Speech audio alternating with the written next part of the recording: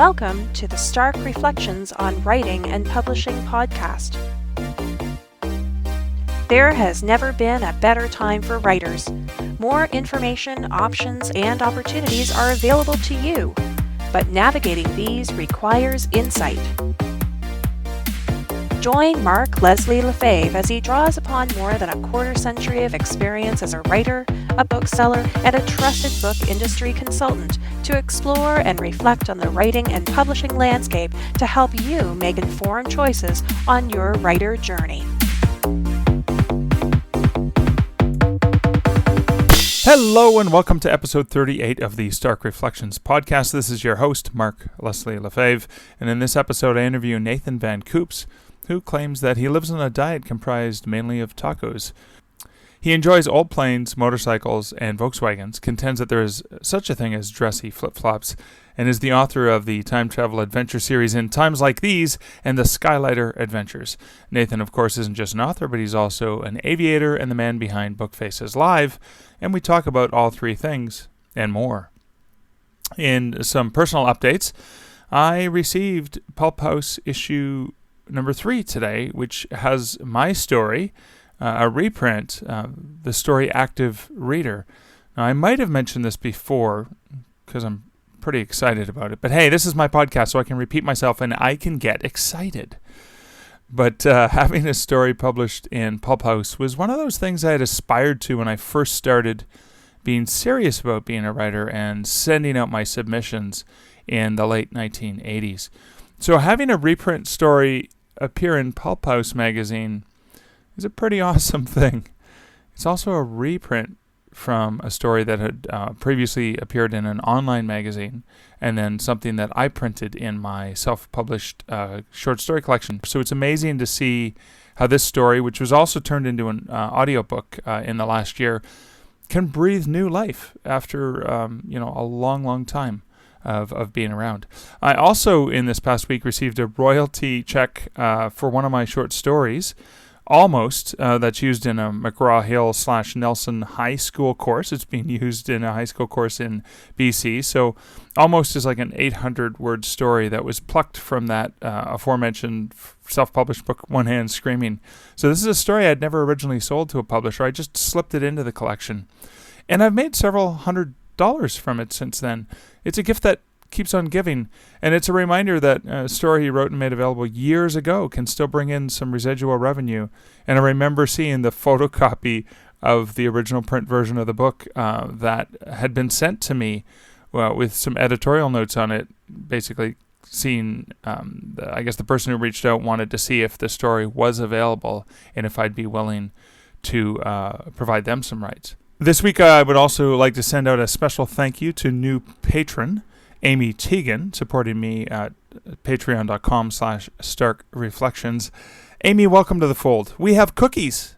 Okay, not yummy chocolate chip type cookies, but perhaps the digital cookies that happen on websites and in RSS feeds. Okay, everyone online has cookies. But in any case, thank you so much, Amy, and a special thank you to all the patrons that help support this podcast. Your kind gesture means so much to me.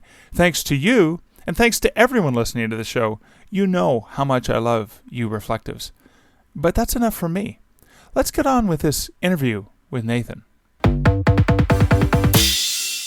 Good afternoon. This is Mark Leslie Lefebvre, and I'm here with Nathan Van Coops for the live chat for the Stark Reflections on Writing and Publishing podcast. We'll be doing this live Facebook chat on the Stark Publishing page, and it will appear in a near future episode of the podcast.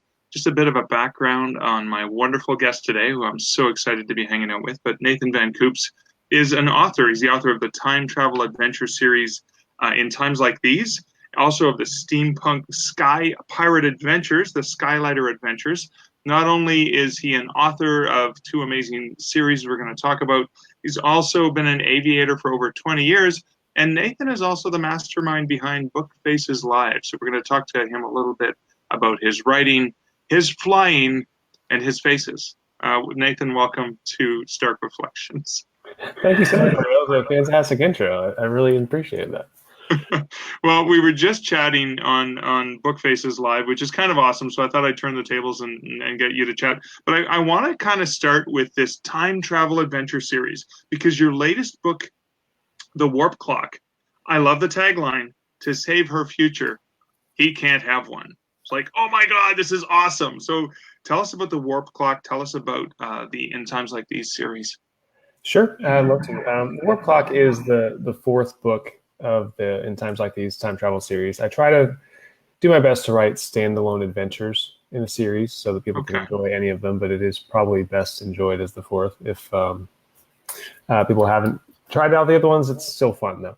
I write time travel adventure, and kind of the idea behind that is that I wanted to write stories that weren't just, I don't want time travel to just be a trope that's used to get someone somewhere else so that I can then have a historical adventure. I really want time travel to be a part of the entire story, where it's a world of time travelers, where time travel is, used throughout their daily lives. It's something that they come into contact with and think about constantly. It's not just the way that J.K. Rowling used magic. In her series, it wasn't just to do big things. It was also to do mundane things like do your dishes. So I wanted to create a world where time travel was ubiquitous, and there's this sort of secret society, basically, of time travelers out there in a very exciting multiverse and all kinds of fun stuff going on.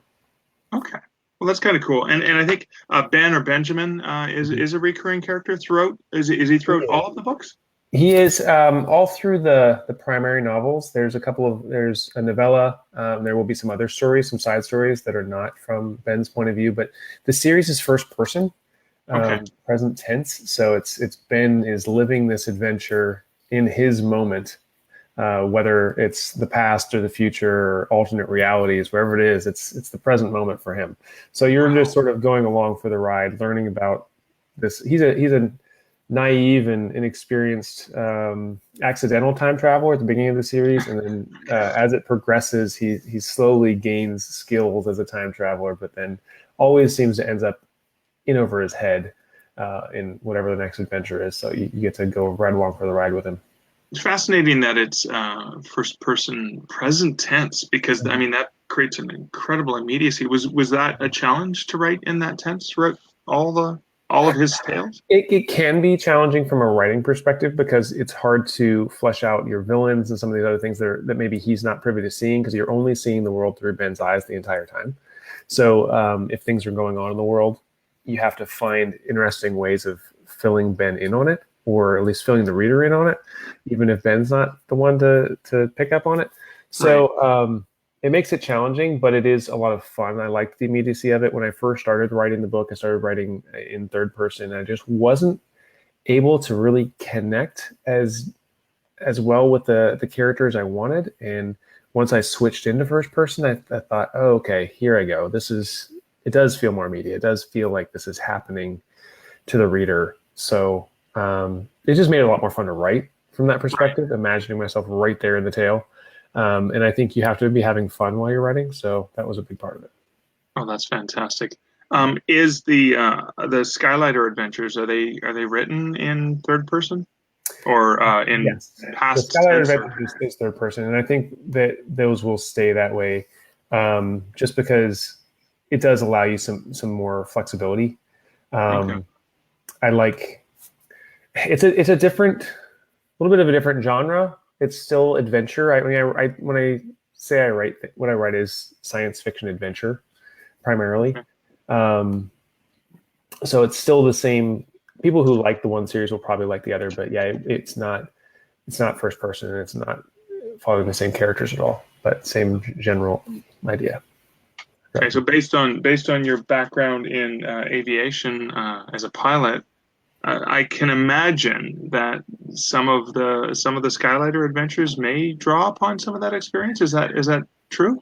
That would be accurate. Yeah. The original idea for the Skylighter Adventures actually came to me while flying. I had a job when I was young, and I used to be a traffic patrol pilot, where I would basically do morning and afternoon rush hour traffic in Baltimore. Okay. And I flew with this guy named Detour Dave, and he would do the radio reports for the morning and the afternoon. And I just involved me pretty much just flying around for 5 hours a day, 3 hours in the morning, a couple hours in the afternoon, just hanging out at 1,400 feet. And one of the things that people don't know is that balloons also hang out sometimes around that altitude.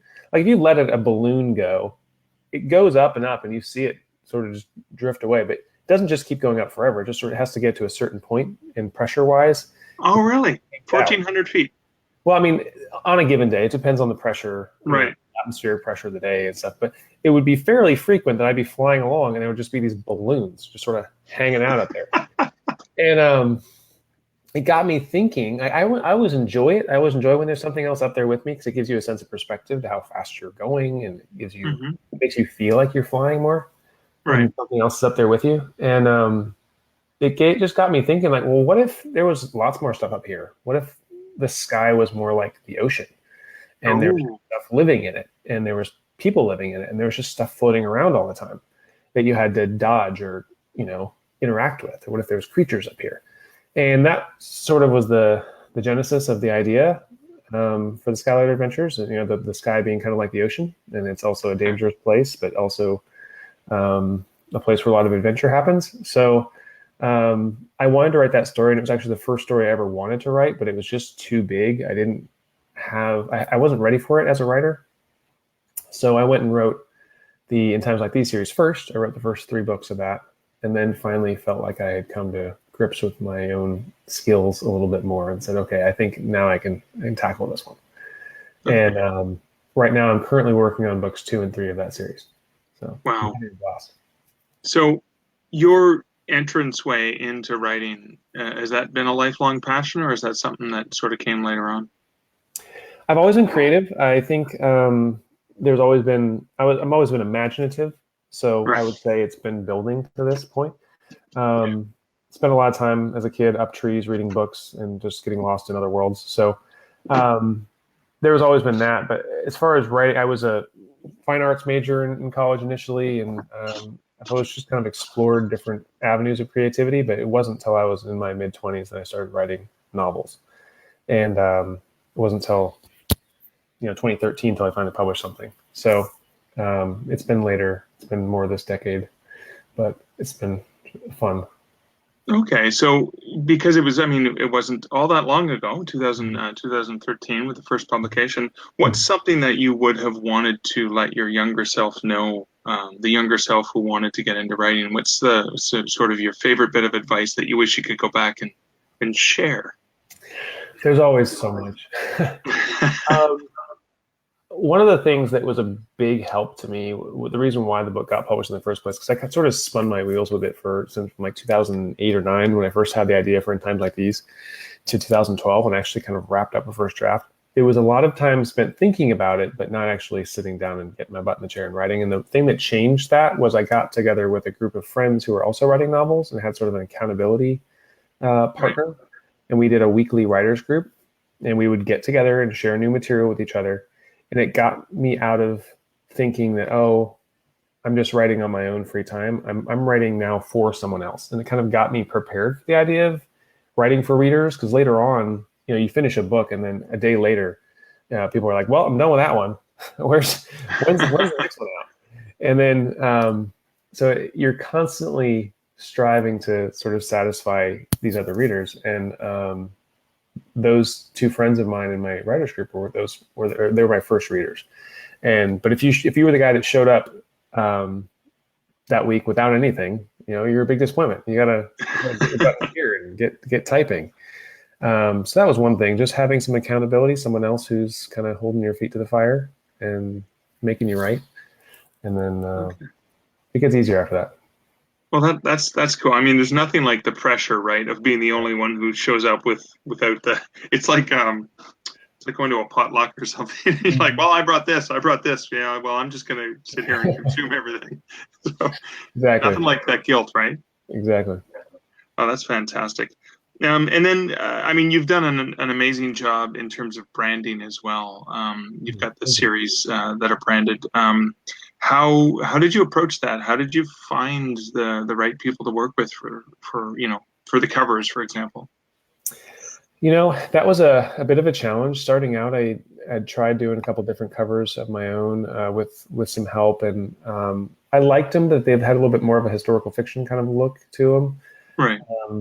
I was using real photographs, and I was trying to figure out the cover scene. And I happened to be listening to a lot of Rocking Self-Publishing podcast episodes with Simon Whistler. Simon, yeah. I think it might have been when I first heard about you. I don't know. But I going through those episodes, I started at the beginning and then just started churning through episodes. And then the Damonza name kept popping up as a designer. And I kind of did some experimenting, looked at some other covers I liked in my genre. And that's all, of course, what you definitely should be doing. You should be looking at your own genre, see who's doing well, see who's selling well, who has attractive covers there, and then find out who did it. And I kept finding out that so many people had Damonza covers. And so once I switched into that and actually did the second book first, the Chronophon. Okay. And they just blew me away I had kind of an idea of what I wanted for my cover. And they came back to me with something that was along those lines, but they also came back to the cover that ended up being on there, which was completely, not what I was thinking, but it was so much better. And that was a great lesson for me, that you just need to let people who are pros do what they do and stay out of it, and just let them be great. They're writing all these or making all these covers for all these bestsellers. Just if you can have as much of a hands-off attitude as possible, you'll probably benefit from it. And every once in a while you might need to have a little bit of input here and there, but artists are artists, and designers, especially designers at that level, have been doing it so long. They know what works. Right. Authors frequently mess it up by trying to force their own ideas on it. And they're coming at it from the wrong angle. They've already read the book. They've written the book. They know so much about what the book is about that they're trying to superimpose that onto the cover, when you have to back up and think, wait, no, this is coming from a reader's perspective. They have no idea what this book is about. They haven't even read the blurb yet. All they're doing is seeing this cover. They just have to be intrigued and fascinated. They have to know nothing about the book. And so if you can sort of mentally shift gears and try to take yourself back to that point, it's easier to complete covers that way. Well, that's a fantastic way to approach it. Yeah, because I mean, the author would want to cram so much that they know and are passionate about into it, whereas the artist boils it down to the essence. Yeah, that kind of there may not. I mean, an author usually wants to say, well, there's this scene that I think should be part of the cover. It's like, no, we just need the essence of what this feels like to the right reader, and then your blurb will take it from there. Mm-hmm. So you can just get the mood across, or you can get the genre across. Like you recently, your episode, you talked a lot about titles and covers in one of your recent episodes. And I listened to that, and it was spot on, where it's like you've got to get the fundamentals right and get express the emotion almost of the story without trying to tell us what the story's about. Yeah, because that, just like you are the artist who crafts the words together, there are artists who craft images together and produce the same sort of magic, but in a completely different sphere. Where that's fantastic advice, actually, which is great. So I want to flip over and talk about, as an author yourself, you created this amazing Facebook Book Faces Live, where you're chatting with authors. What was the genesis of that? And I just want to talk a bit about that experience from your end as a creator who's interviewing other creators. It's interesting because there are so many podcasts out there, and obviously some wonderful content, but there are so many great creative people in the world, so many other authors out there with information to share. And I was realizing, I was standing in line at Chipotle one day, and I have my regular slew of podcasts that I'm going through, but it happened to be on I don't know what day of the week it was. Whatever day of the week it was, I had a gap, because, maybe Monday I'm listening to Joanna Penn's podcast, and Tuesday I'm listening to, Dave Cheson's podcast, or the, science fiction and fantasy marketing podcast with Lindsay Brooker. And then I'm listening to, Somewhere Book Show, and then I listened to, I've got all these different ones. But despite all that, I had churned through all of it. I had listened to all of the episodes, and here I was standing in line wanting to listen to something. And I'm like, you know what? I've got a gap here in my schedule. I need more podcasts in my life. And it made me realize, you know what? Even though there's so much in the market already, there's room for more. There's people, if I'm standing there with a gap in my schedule of podcasts to listen to, there's other people who want more information, want more, stuff in their ears. And there are so many great stories to share and to tell. And there are so many more authors to hear from that I haven't heard from. And, a lot of times you do hear some of the same people show up in different podcasts, kind of doing the tour if they've got a new book out or something like that. But one of the things that I wanted to get into was not just about the writing too. I also wanted to hear more. I wanted to hear some more of the people behind the scenes. Like I've on the show, I made a point of interviewing some editors or we had Damon Freeman from Damonza came on. I got my cover designer and he runs the company. I got him on to talk about covers. And he was an excellent, guest to have on because I had my narrator from my audiobooks come on and kind of share a little bit about the narrator side of the story. There are so many more people, as you know, being a book professional and in the publishing space, there are so many people that interact with your books and help to shape your books beyond just authors. And even as authors, we share different roles. We might be the writer, but we are also the marketer, or in the case of indies, we're the publisher. So I've had people like Brian Meeks on to talk about advertising. There are all these different elements and parts of life that go into, or there's different people that interact and go into the creation of a good book. And I wanted to just make sure that I was able to kind of feature some of these different roles and highlight some of the faces that are behind your books, and that's where the inspiration came from. Well, that is really cool. How long have you been doing the book faces live? Not long. It's only been about 6 months or so. Your episode today, I want to say was episode 37 or so. So, and I started out initially just using the native Facebook app. On Facebook had just come out recently with the idea of having 2-person live streaming, and I thought, wow, that's a good feature. And it was sort of a low barrier to entry too. It was like, man, I could just have a 2-person live stream with anybody I want right now. And I thought, well, who would I want to be talking to? And I had this idea to talk, I always loved networking with authors, listening to different podcasts, kind of like, listening to yours or listening to other shows. You do learn so much from others by just connecting, by reaching out. Right. I'm an extrovert. I love going to conferences, hanging out with people like you and just, just the informality of it, of just being able to chat and learn. And having listened to lots of shows, like Rocking Self-Publishing and stuff, I thought, man, there's just so much information here that this narrator, this, podcaster is getting to get firsthand. And how lucky are they? And I thought, I want to be that guy. So just going to put my butt in the chair and open the virtual doorway here and say hi to all these people around the internet. And then we live in an amazing time where we can just reach out across countries and say, hey, what are you doing today, Mark? And what do you want to talk about? Yeah. And it's kind of a shame not to take advantage of this remarkable, magical technology at our fingertips, because it wasn't around 20 years ago. That is fantastic. I mean, and your play on words does not escape me, because you're talking to the people behind the books, the book faces. Quite brilliant.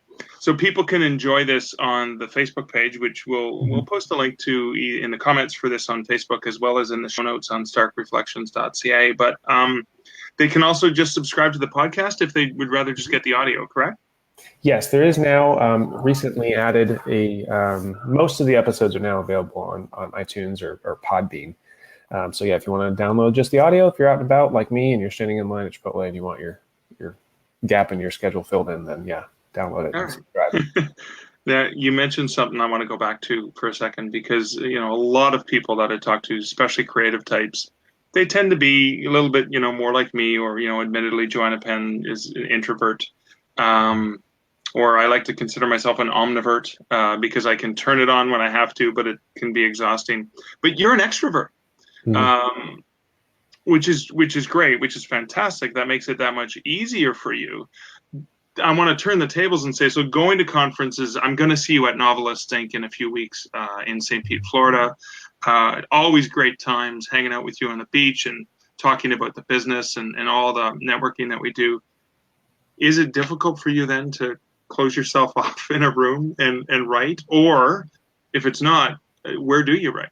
Do you exploit your extroversion in the writing process? In some ways, I do. I kind of find a middle ground where I frequently will leave the house to go write. Okay. I'll get out the door and I do a lot of writing at taco shops. So I'll go and get myself some lunch and I take my dog, Atticus, and he comes and hangs out with me. And we'll go and sit at a table at a taco shop somewhere and I'll get my tacos. And I'll get my interaction because I go to the same places all the time. You know, Okay. every week I'm at the same location. So everyone knows me and they know my order and I get my little social outlet and I'm out of the house. But then I can, you know, put my headphones in or whatever, and I can focus and get some work done. And I don't know that it's the most efficient way to get things done because people do come up and they want to talk to the dog and they want to, you know, look at him and things like that. And so there are distractions. And but I'm also a night owl, so I can come home and late at night and also get some of my writing done in the evenings. I know a lot of people are morning people, but my brain thinks a little bit more creatively at night. So I have a few different times a day that I try to get my butt in the chair and get the words done. Okay. I mean, I think of the benefit. A, you get tacos when you're writing. That's a sweet deal. Big motivator. B, with Atticus there with you, I think for myself, the world is our playbook, right? The world is our muse because when you're at the cafe, I can pretty much guarantee that you're going to have interactions with people whose nuances, whose things they say, ways they look, stuff like that may come back later on in some way, shape, or form, probably mixed and matched, right? Is it something you're writing? Is that a possibility? If you read my third book, The Day After Never, in the time travel series, there were a fair amount of events that happened near the Tijuana Flats Mexican restaurant on 4th Street, just because I happened to be sitting there at the time while I was writing it. I didn't look very far other than out the window for my setting. So, Okay. and I was actually looking out the window, remembering what used to be there, or trying to remember what used to be, because I have the worst memory spatially, for someone who writes time travel. I'll drive down the street and I'll see, oh, they put in a new something down the street here. And then I'll try to think back to what was there before, and it is gone. Like I have no recollection of what story used to be there or whatever. And this was, so every once in a while I'll get a memory of like, oh, I remember there used to be something here. And then that'll end up in my books. That's quite amusing for somebody who writes time travel adventures. And I deliberately put my main character, Ben, lives in 2009. He has like Why was that? year. Well, that's when I first started writing the stories. But then later on, when I went to go publish it in 2013, some people said, well, why don't you move him forward to the present day? And I'm like, no, that's not how time works. Like people live when they live. And Right. He's stuck with flip phones. And, for him, Michael Jackson's still alive, so he lives in his time period. And even if it's a recent history, then, I like playing with that. I like the idea of playing with us being from specific decades. And Well, that's also beneficial because there are things that are about to happen in the world he's traveling through in his timeline that you already know in the real world, and you can riff off that, or you could potentially even use that for foreshadowing, right, for your readers. Yeah, and it's a lot of fun just sort of paying attention to the time you're in, because there are I do quotes at the beginning of each. There's one particular time traveler who's sort of the grandfather of time in my series, and he's a main character, but he's not a point of view character. But his quotes are headers, these little epigraphs kind of for each chapter opener, and he's giving little tidbits of his advice as a time traveler. And I kind of lost you visually. Are you still there? I'm still here. Can you hear me okay? I'm not sure if we're still recording or not. I think we are. I lost Mark here. So this is an interesting point where Nathan couldn't hear me, but we were still recording. But I love the way he recovers from this. Still hear you. In any case, this character has these quotes, and one of the things he talks about is the differences between decades, and how time travelers will travel a long way to get to know the time you're in right now, so that you should appreciate it, as if you have traveled, all through time just to be here today, and kind of focus on that. So. Again, Nathan has recovered. He's continued his story. And then we do a little bit more of a bit of a back and forth where I can hear him, but he can't hear me, which is a bit challenging. So there's some texting back and forth. But again, like the consummate pro, he recovers brilliantly from this. Listen to this. Oh, Mark says he can still hear me. Okay. Yeah, so I'm not... I cannot hear you, unfortunately. So if you're continuing to ask me questions or interviewing me, then unfortunately... in any case, I definitely appreciate the opportunity to be on the show here today, and Mark is going to close this out. So thanks everyone for listening. It was a great chatting with you. Thanks, Nathan, for being on the show. It's been fantastic to have you here, and we'll figure out the technical issue a little bit later on. Thanks for joining me in this conversation, and we'll talk to you later.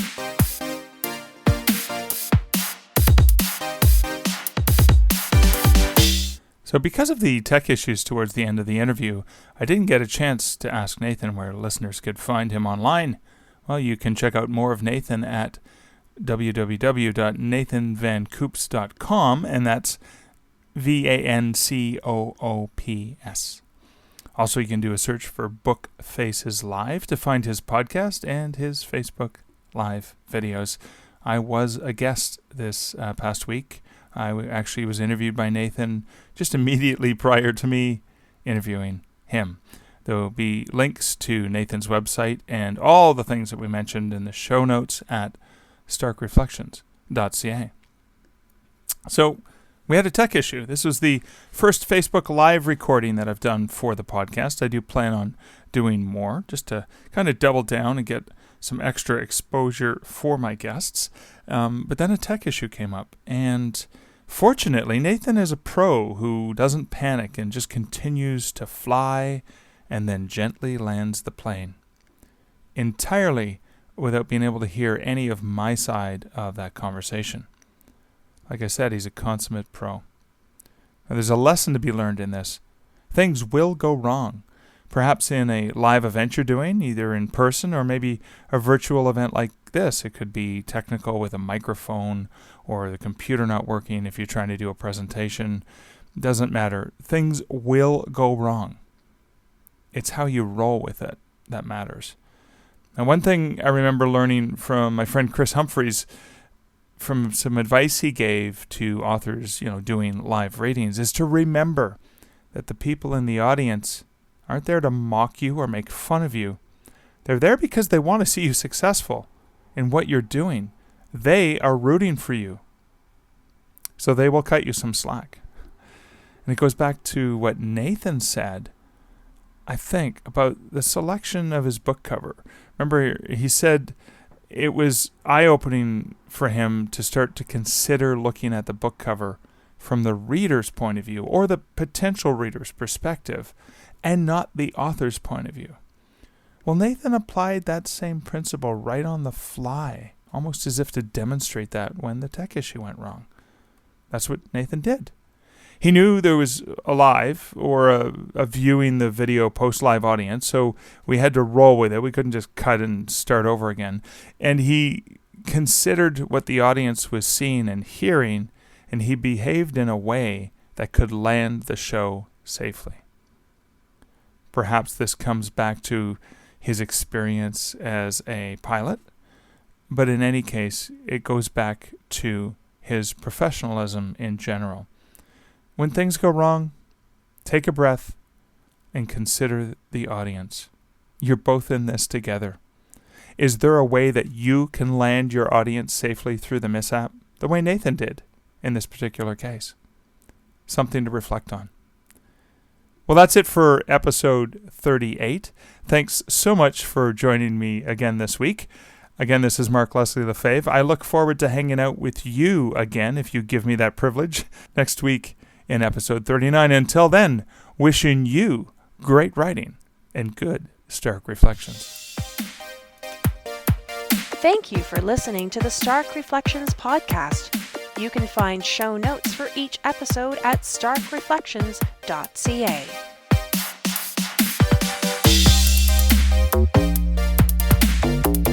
The music for this podcast, Laser Groove, was composed and produced by Kevin MacLeod. Check out more of Kevin's great music at incomptech.com.